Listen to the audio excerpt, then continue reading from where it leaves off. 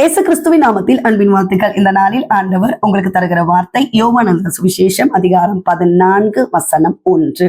உங்கள் இருதயம் கலங்காதிருப்பதாக. பிரியமானவர்களே, இந்த காலை வேளையில உங்களோடு கூட ஆண்டவர் இந்த வசனத்தின் மூலமாக பேச போகிறார். இருதயம் கலங்கி கொண்டிருக்கிறீங்க, கவலையோடு இருக்கிறீங்க, கண்ணீரோடு இருக்கிறீங்க. என் வாழ்க்கையில மட்டும் ஏன் இந்த பிரச்சனை? என் வாழ்க்கையில மட்டும் ஏன் இவ்வளவு கடன் பாரம்? என்னால தாங்க முடியலையே.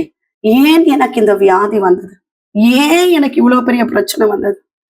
என் வாழ்க்கையில மட்டும் சமாதானமே இல்லையே, நிம்மதியே இல்லையே என்று சொல்லி உங்கள் இருதயம் கலங்கி கொண்டிருக்கிறது. ஆனா ஏசப்பா சொல்லுகிறார், உங்க இருதயம் கலங்க வேண்டாம்.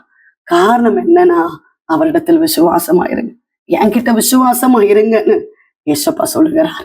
பிரியமானவர்களே, என்னுடைய வாலிப நாட்கள்ல என்னுடைய தாயார் வீட்டில் நான் இருக்கும்போது, எங்க வீட்டுக்கு ஆப்போசிட் வீடு, அங்க வாலிப மகள் ஒரு சகோதரி திருமணமானது, கடந்து போனார்கள். அழகான ஒரு ஆண் குழந்தை கொடுத்தார்.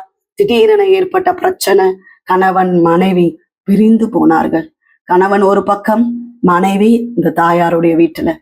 இந்த சகோதரி தனிமையிலேயே உட்கார்ந்து திங்க் பண்ணிக்கிட்டே இருப்பாங்க. எல்லாருடைய வாழ்க்கை நல்லா தானே இருக்கு, ஏன் என்னுடைய வாழ்க்கையில மட்டும் இவ்வளவு பிரச்சனை?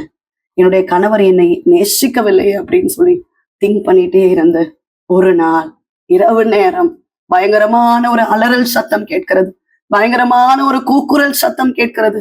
என்னடா திடீரென யாரோ அழுகிறார்களே, அலறல் சத்தம் கேட்கிறதே என்று சொல்லி நாங்கள் வெளியே வந்து பார்க்கும்போது, இருதயம் கலங்கி கொண்டிருந்த அந்த சகோதரி தற்கொலை செய்து மறித்திருந்தார்கள்.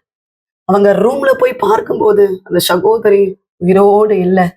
இருதயம் கலக்கம், வேதனை, முடிவு மரணத்துக்கு நேராக கொண்டு போனது.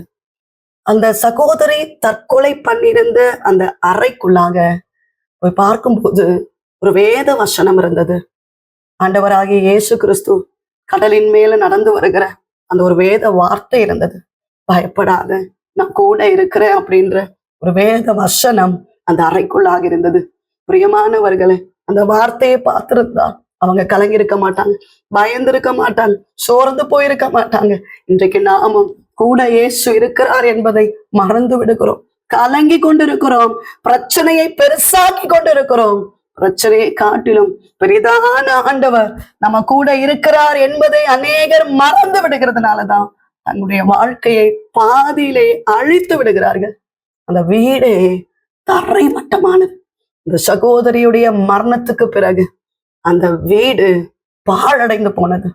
தாய் இல்லாம ஒரு தகப்பனோடு அந்த மகன் இப்பொழுது வளர்ந்து கொண்டிருக்கிறான். பிரியமானவர்களே, உங்க இருதயம் கலங்கி கொண்டிருக்கிறது. ஆண்டவருடைய சமூகத்துல உட்காருங்க, தேவனிடத்தில் விசுவாசமா இருங்க. எவ்வளோ பெரிய மலை போல பிரச்சனையா இருந்தாலும் ஆண்டவர் பெரியவரா இருக்கிறாரே, உங்க வாழ்க்கையில அற்புதத்தை செய்வார். உங்க நெருக்கங்கள் மாறும். கணவன் மனைவி பிரிந்து இருக்கிறீங்களா? பிரச்சனையோடு இருக்கிறீங்களா?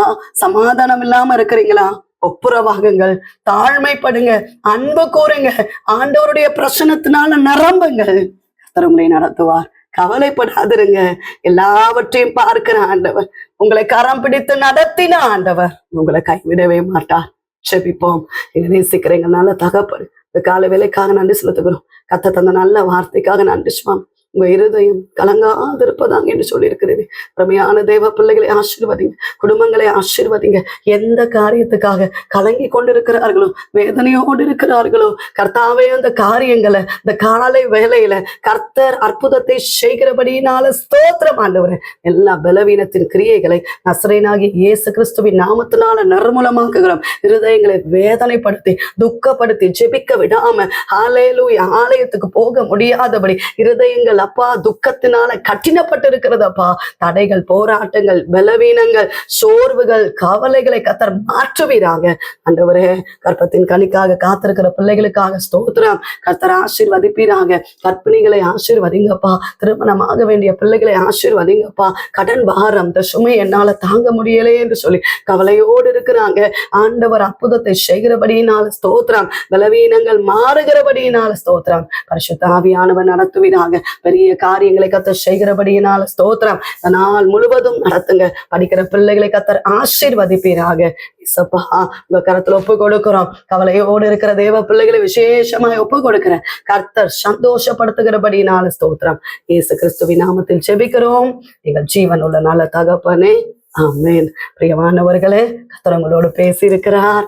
கர்த்தர் கூட இருக்கிறார். அவர் ஒரு நாளும் உங்களை கைவிட மாட்டார். அவர் அற்புதங்களை செய்வார். உங்களுக்காக, உங்களுடைய ஜெப விண்ணப்பங்களுக்காக நாங்கள் ஜெபிக்கிறோம். நீங்களும் எங்களுக்காக, எங்களுடைய ஊழியங்களுக்காக ஜெபித்துக் கொள்ளுங்கள். டிவோஷன் மூலமாய் உங்களோடு ஆண்டவர் பேசுகிறதை பகிர்ந்து கொள்ளுங்கள். இந்த வார்த்தை அநேகருக்கு பிரயோஜனமா இருக்கும் என்றால் அநேகருக்கு ஷேர் பண்ணுங்க. God bless you.